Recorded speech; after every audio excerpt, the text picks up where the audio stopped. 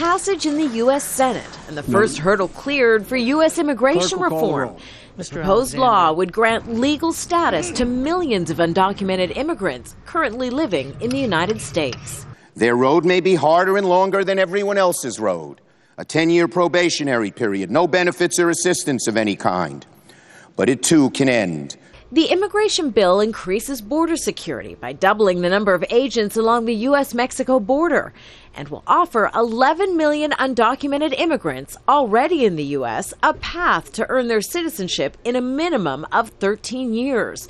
The bill also creates a new system to grant more than half of all visas each year based on an applicant's job skills. But passage of immigration reform in the U.S. Senate is only the first step.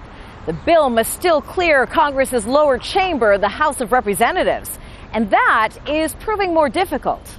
The legislation is controversial. With millions of Americans still out of work, there's concern the bill rewards those who entered the U.S. illegally, while jobs are in short supply. It would have an adverse effect on the nation's most vulnerable population, in particular people of color, people who are working in low-wage jobs, low-skilled jobs.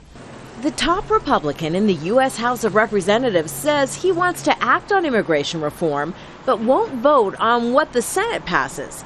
Instead, the House will pass its own version of the legislation sometime this year.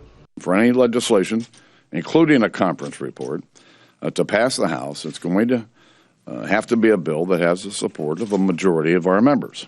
But most Republicans in the House oppose the Senate's legislation, which offers citizenship to undocumented immigrants.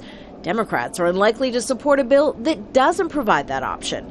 That makes it doubtful immigration legislation in the U.S. in its current form will ever become law. Kimberly Helkett, Al Jazeera, Washington.